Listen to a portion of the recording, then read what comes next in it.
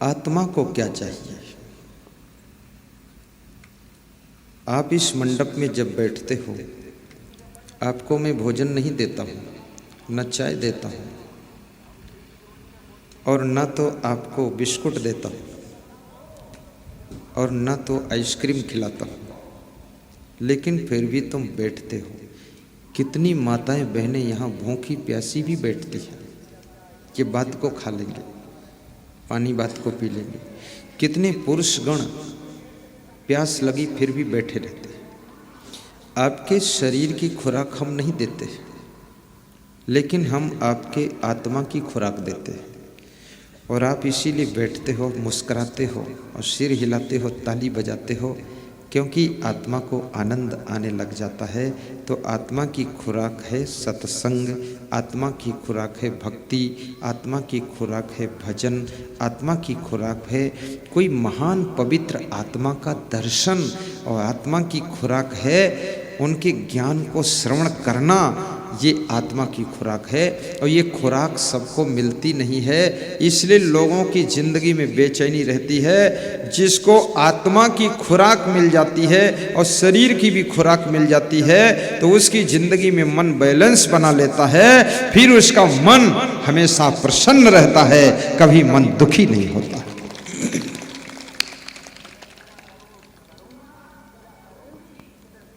शास्त्रों में लिखा हुआ है कि यदि भोजन तैयार हो तो 10 काम छोड़कर भोजन कर लेना चाहिए, और यदि सत्संग तैयार हो, चल रहा हो, तो उस भोजन को भी छोड़कर सत्संग सुन लेना चाहिए।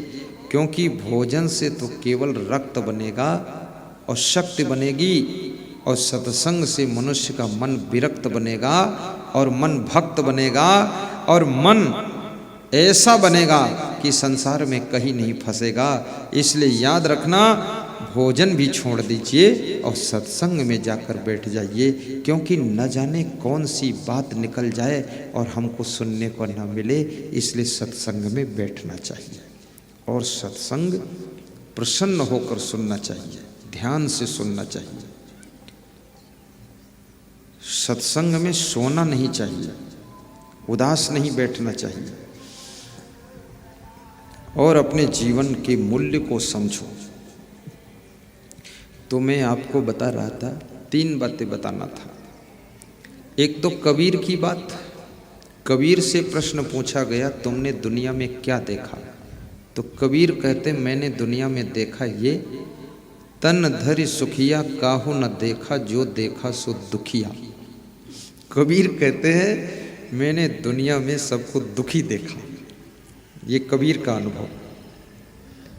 शरीर धारण करने वाले नर नारियों को मैंने कुछ न कुछ दुखी देखा।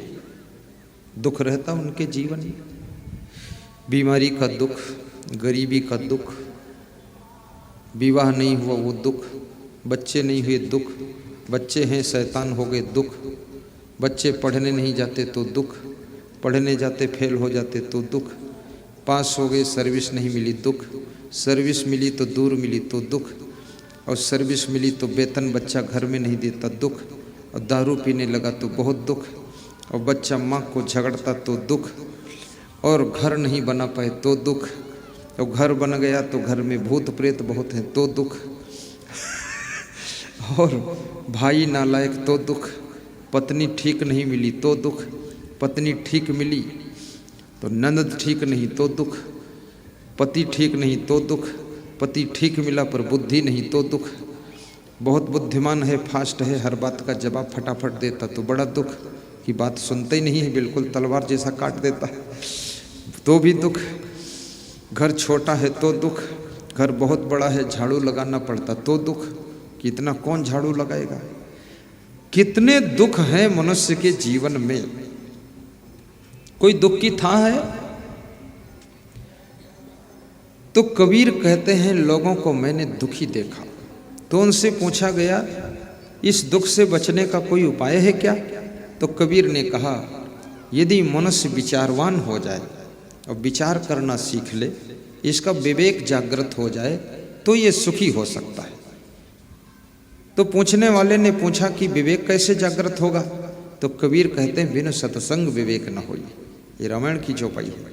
बिनु सत्संग विवेक न होई और बिनु विवेक सुखी नहीं कोई। सत्संग सुनो तो सत्संग किसका सुने? प्रथम भगत संतन कर संगा। तो संत का सत्संग सुनो तो संत कहाँ मिलेंगे?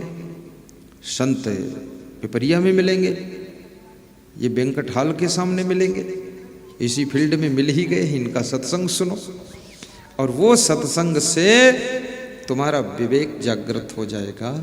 तो जैसी परिस्थिति है कांटों में भी खुशबू आने लग जाएगी और उसी घर में तुम्हें बड़ा सुख मिलने लग जाएगा।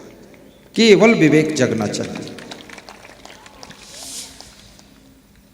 बिनु सत्संग विवेक न होई,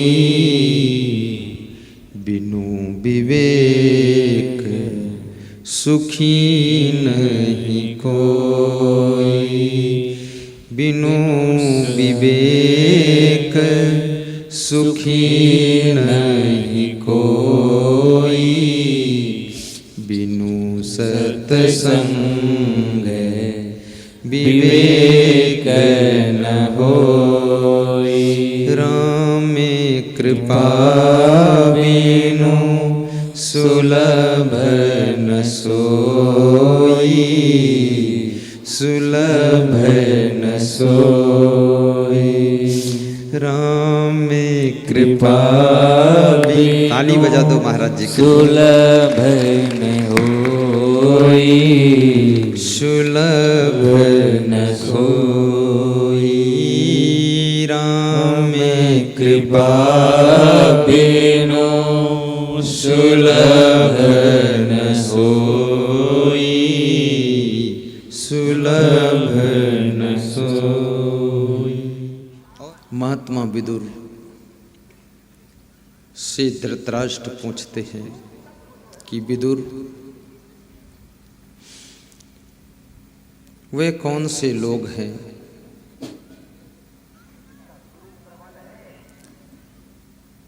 जिनकी उन्नति हमेशा होती रहती है, कभी उसमें रुकावट नहीं आती है, उनके क्या लक्षण होते हैं?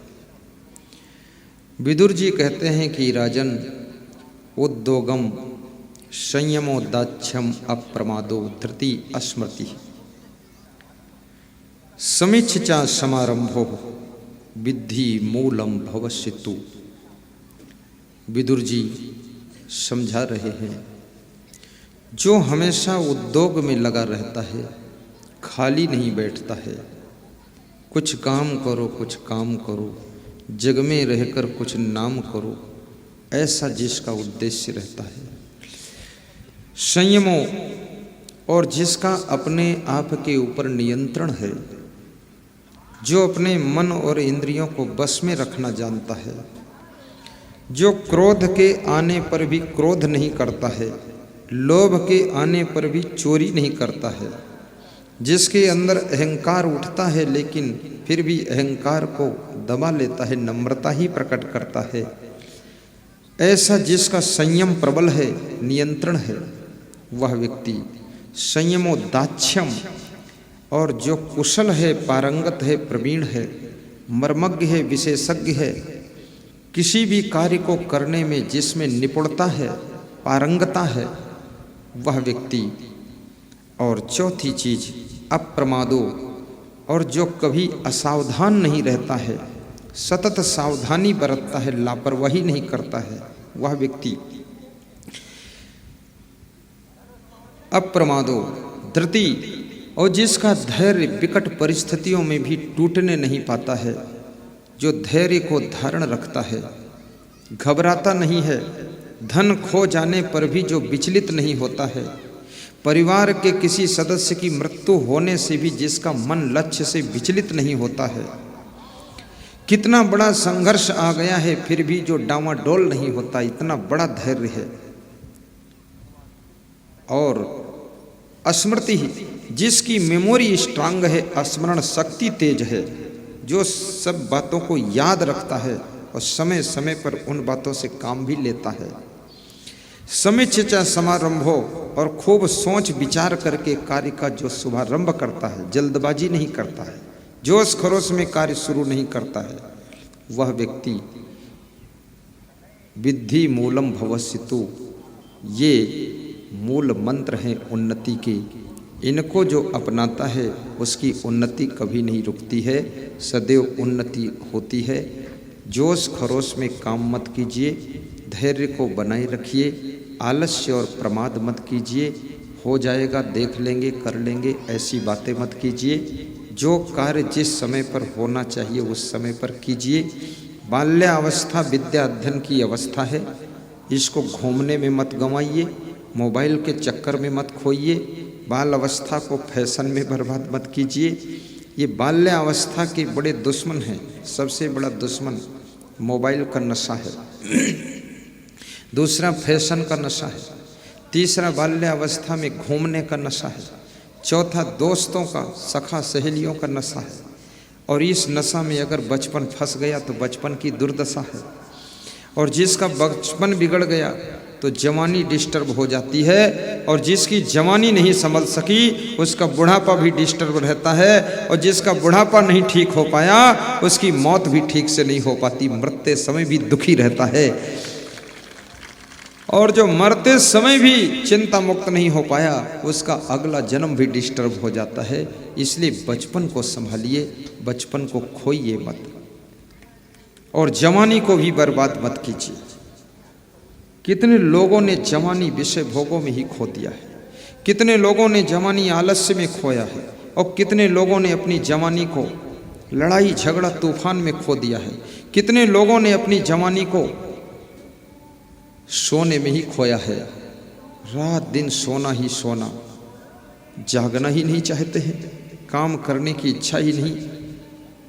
भाइयों और बहनों, जवानी एक अवसर है, जवानी एक चांस है, बचपन एक सुनहला चांस है विद्या अध्ययन के लिए, नए नए गुणों को सीखने के लिए। आप इन अवस्थाओं का सदुपयोग कीजिए और हर अवस्था में सत्संग से जुड़िए, और सत्संग अगर मिल गया तो बचपन धन्य हो जाएगा और जवानी आपकी खुशहाल रहेगी, बुढ़ापा भी आपका मस्ती से व्यतीत होगा, और भक्ति में आपका मन लग गया तो आपकी मृत्यु भी अमृत बन जाएगी। आप सभी का जीवन मंगल में हो, ऐसी मैं शुभकामना करता हूँ और आप सभी को धन्यवाद देता हूँ। संत कबीर से किसी भक्त ने पूछा है कि संसार में आपने क्या देखा है।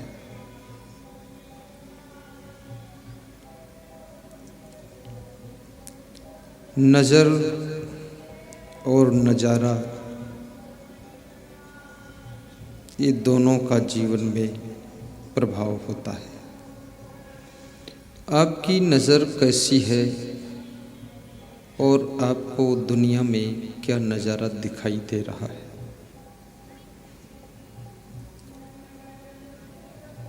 तुम किसी फूल को देखते हो, गुलाब के पौधे को देखते हो, एक व्यक्ति को फूल दिखाई देता है, दूसरे को फूल के आसपास में लगे हुए कांटे भी दिखाई देते हैं, तीसरे व्यक्ति को गुलाब के पौधे में लगी हुई हरी भरी पत्तियां भी दिखाई देती है, चौथे व्यक्ति को गुलाब के पौधे की जड़ भी दिखाई दे रही है, पांचवें व्यक्ति को गुलाब के पौधे के आसपास लगी हुई घास भी दिख रही है, छठे व्यक्ति को गुलाब की जड़ में पड़ा हुआ गोबर भी दिखाई दे रहा है। ऐसे संसार गुलाब का पौधा है। इस संसार रूपी गुलाब के पौधे में तुम्हें सुख के फूल दिखाई दे रहे हैं कि दुख के कांटे दिखाई दे रहे हैं, कि तुम्हें केवल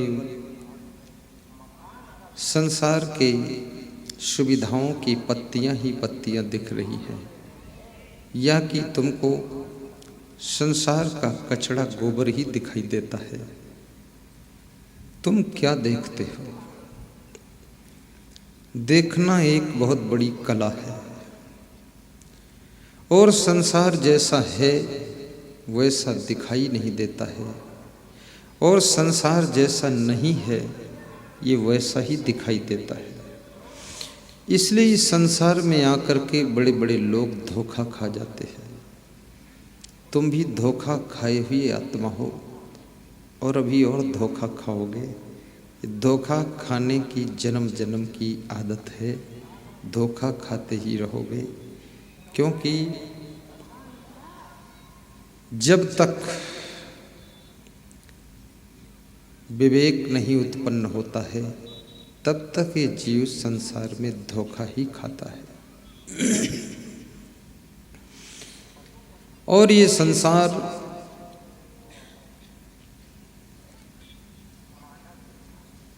बहुत से लोगों को दुख देता है। मनुष्य बचपन में रोते हुए जन्म लेता है और जन्म के बाद फिर कभी रोता है, कभी हंसता है, कभी मुस्कुराता है। बचपन में खेलता है, उछलता है, कूदता है, और बचपन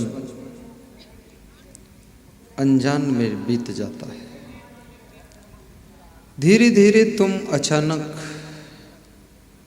जवानी में प्रवेश कर जाते हो और तुम अपने आप को पाते हो कि आई एम यंग मैन, मैं जवान आदमी हूँ। और जवानी आने पर तुम्हें समस्याएं घेरती हैं, संघर्ष घेरते हैं, तो तुमको चिंता सताने लगती है, टेंशन बढ़ने लगती है। तो ऐसी स्थिति में तुम्हें कभी कभी बचपन की याद आती है कि इससे अच्छा तो बचपन था, क्या बहारें थी, क्या आनंद था। नाहक जवान हो गए, बच्चे ही रहते तो बहुत अच्छा रहता। और बचपन के सुख, बचपन का आनंद तुम्हें याद आता है, और उसको याद करके कभी कभी तुम पछताते हो कि वो क्या दिन थे बचपन के, जब पेड़ों की डाल पर हम बैठते थे, जामुन तोड़कर खाते थे, खेत की मेड़ पर बैठकर गन्ना चूसते थे, सवेरे सवेरे की धूप में अपने खेत से मूली निकाल कर धोकर खड़े खड़े खाते थे, अपने घर के आम के पेड़ के फल तोड़कर चूसते थे। मेरी माँ मना करती थी अभी मत तोड़ो, फिर भी हम तोड़ते थे। मेरी माँ का लाड़ प्यार मिलता था, पिताजी का स्नेह मिलता था। अब पिताजी परलोक चले गए, माँ ने भी अपना चोला छिपा लिया, कोई मुझे प्रेम देने वाला नहीं है। ऐसा सोच करके तुम्हारा मन दुखी होता है। लेकिन याद रखना, संसार में जो भी जिसको जब भी मिलता है वो सब थोड़े समय के लिए मिलता है। यहाँ परमानेंट कुछ भी मिलता नहीं है। और जो स्थिति आपको प्राप्त होती है उसका तुम उस समय आनंद नहीं ले पाते हो। तुम्हारा मन उस समय यत्र तत्र सोचता रहता है और उसमें पूरी डुबकी तुम लगा नहीं पाते हो। धीरे धीरे मनुष्य जब जवानी को प्राप्त करता है तो जवानी एक तूफान की अवस्था है। इस जवानी को संभालना एक बहुत बड़ी चुनौती और कसौटी है। जवानी में मनुष्य को जोश भी बहुत होता है, क्रोध भी आता है, शरीर की नसों में गर्म खून दौड़ रहा है, और जवानी का अंधापन माता पिता का लाड़ प्यार भी दिखाई नहीं देता है। जवानी के जोश में इंसान माता पिता के उपकार को भी भूल जाता है, भाई बहन के प्यार को भी भूल जाता है और गुरु की कृपा को भी भूल जाता है और जवानी की आंधी में उड़ जाता है। और जवानी की आंधी में उड़ा हुआ आत्मा वो बुढ़ापे तक भी स्थिर नहीं हो पाता है, फिर उड़ता रहता है, भटकता रहता है, ठोकरें खाता रहता है और धीरे धीरे तुमको पता भी नहीं चल पाता है कि जवानी विदा हो जाती है और बुढ़ापा आ जाता है। और जब तुम देखते हो कि बाल पकने लग गए तो तुम्हें बालों के ऊपर भी गुस्सा आता है कि ये नासमझ बाल अभी से पकना शुरू किए हैं, बेअकल बाल 10-20 साल और रुक जाते, क्या जल्दी थी पकने की। तो बालों को भी तुम डांटते हो, कोसते हो, लेकिन बाल बड़े ईमानदार हैं। वे एक एक पकना शुरू होते हैं और तुम्हें सूचना देते हैं, कृपया मैं तो पक रहा हूँ, तुम तो अभी कच्चे के कच्चे ही हो, तुम भी इस दुनिया में ज्ञान की भट्ठी पर अपने को चढ़ाइए और तुम भी पक जाइए। मैं तो पक रहा हूँ पर तुम कच्चे क्यों बने हुए हो। बाल ये शिक्षा देते हैं कि तुम भी पक जाओ तो जिंदगी में ठगे नहीं जाओगे।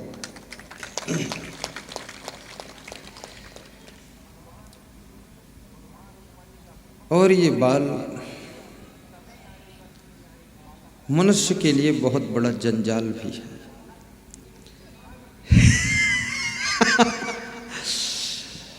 ये बाल कोई साधारण नहीं है। मैं बालों के बारे में कभी कभी घंटों सोचता हूँ, ये बालों का क्या खेल है। बालों के ऊपर मनुष्य के 2-2 घंटे खर्च होते हैं और बालों के ऊपर पैसे भी खर्च होते हैं। बालों की denting, painting, setting, cutting, acting, क्या क्या बालों में नहीं होता है। जितना तुम बालों से प्रेम करते हो उतना तुम अपने बाप से भी प्रेम नहीं करते हो। बालों को कितना ही संभालते हो लेकिन फिर भी ये बाल तुम्हारे लिए रियायत नहीं करते हैं। ये सब पकते हैं, फिर झड़ते हैं और कितने लोगों की खोपड़ी में बाल ही नहीं बचे हैं, केवल खोपड़ी बची है। सब बाल झड़ गए। इतनी चिंता, इतनी टेंशन, इतना तनाव, इतना दुख, इतनी पीड़ा, एक एक करके बाल सब उड़ गए। और ये भी याद रखना, बाल आपको संदेश देते हैं, आपको संकेत देने के लिए पक रहे हैं। बाल कहते हैं कि बुढ़ापा का शुभारंभ हो चुका है, अब तुम सुधर जाओ, संभल जाओ, समय जा चुका है। अब किस रोज तुम्हारे जिंदगी की शाम आ जाए कुछ पता नहीं है कि तुम्हारी विदाई संसार से कब हो जाए। किसे पता क्या उड़ चलने का आ जाता कब बेला है। दुख में मत घबराना पंछी, यह जग दुख का मेला है। किसको क्या पता कब संसार से कौन आत्मा पंछी उड़ जाएगा। कोई बचपन से ही संसार छोड़कर चला जाता है। माता पिता जिंदगी भर रोते रह जाते हैं कि मेरा पुत्र मुझे छोड़कर चला गया। कोई जवानी में ही तुम्हारी पत्नी के रूप में रिश्ता जोड़ कर आता है, तुम्हारे पति के रूप में तुमको मिलता है, 2-4 साल तुम्हारा साथ देता है और फिर छोड़कर चल देता है। तुमने सोचा था कि अब जिंदगी भर साथ मिल गया, अब इनके सहारा से हम भी जी लेंगे, और जिसका सहारा पकड़ा था वो सहारा छोड़ के चला गया। संसार इसी का नाम है। यहाँ लास्ट में सहारा तुम्हारा कौन देगा? और बिना सहारा के तुम जियोगे कैसे? सहारा टूट गया तो तुम दुख में डूब जाओगे। जन्म लेते हो तो माँ का सहारा मिलता है, थोड़ा उम्र बढ़ती है तो पिताजी का सहारा, थोड़ा और बड़े होते हो भाई का सहारा, बहन का सहारा, थोड़ा और उम्र बढ़ती है तो तुम्हें तुम्हारे पति का सहारा मिलता है, तुम्हारी पत्नी का सहारा तुमको मिलता है। थोड़ी उम्र और बढ़ती है तो तुमको तुम्हारे बेटों का सहारा मिलता है। कितने लोगों को अपने बेटों के सामने नर्वस होकर कहते हुए मैंने देखा है कि बेटा अब कोई सहारा नहीं, तुम्हारे सहारा है, रोटी दोगे तो मिल जाएगी, नहीं दोगे तो क्या करो। इतने कमज़ोर हो गए कि बेटों के सामने गिड़गिड़ाने लगे कि अब तुम्हारा सहारा है। थोड़ा और उम्र बढ़ती है, लाड़ी का सहारा, बहू का सहारा आता है, फिर पोता पोती का सहारा, और अंत में मौत का सहारा आता है। और मौत सहारा दे करके तुमको किनारा दे देती है और फिर अपने संग में लेकर चल देती है और कहती है अब कोई सहारा नहीं है, मैं तुमको ऐसी जगह ले चल रही हूँ जहाँ तुम्हारे कर्मों का खाता खोला जाएगा और यमराज तुमको तुम्हारे कर्मों का फल देंगे। तो यमराज के दरबार में जब तुम्हारी आत्मा पहुँचती है तो वहाँ पर तुम्हारे कर्म की फाइल खोली जाती है। यहाँ कितना ही तुम चतुराई कर लो, उल्टा पलटा कर लो, पर यमराज के दरबार में ना तो रिश्वत चलेगी और ना तो सिफारिश चलेगी। वहाँ एक ही सहारा रहता है, और वो सहारा क्या है, वो सहारा कब मिलेगा, कैसे मिलेगा, किसको मिलेगा, मैं आपको बता देता हूँ। विद्यामित्रं प्रवासेषु भार्यामित्रं गृहेषु च व्याधि तस्यैषधं मित्रं धर्मो मित्रं मृतस्य च। तुम परदेश में हो, अकेले छूट गए हो, तुम्हारा सामान खो गया है, जेब कट गई है, अकेले रह गए हो, उस समय तुम्हारा सहारा तुम्हारी विद्या है। तुम्हारे में जो गुण है, जो कला है, जो योग्यता है, वो तुम्हारा सहारा है। कभी इसमें कोई अकेले अगर छूटा है तो वहाँ वो अपने गुणों से, कलाओं से ही अपनी व्यवस्था को बनाता है।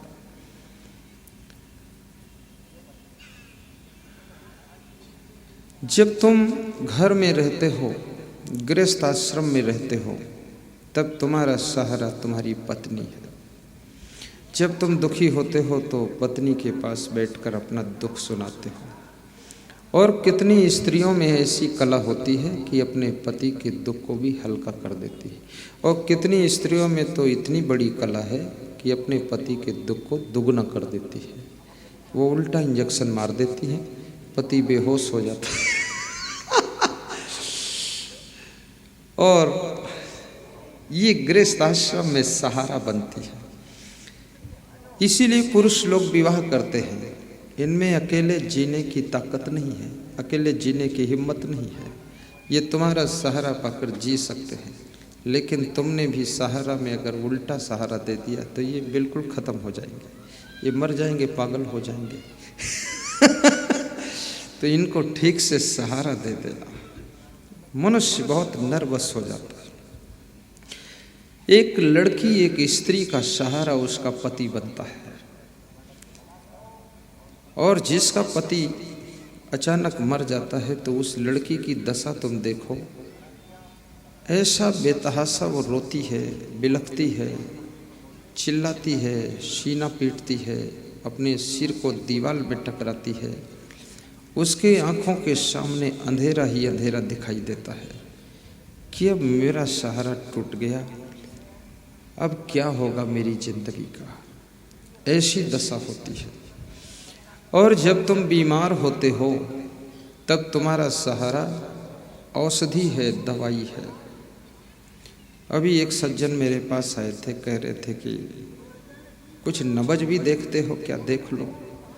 तो मैंने कहा मैं नब्ज नहीं देखता हूँ, मैं चेहरा देखकर ही बीमारी जान जाता हूँ। तो बोले चेहरा ही देख लो। तो मैंने कहा चेहरा मैं सत्संग के बाद देखता हूँ।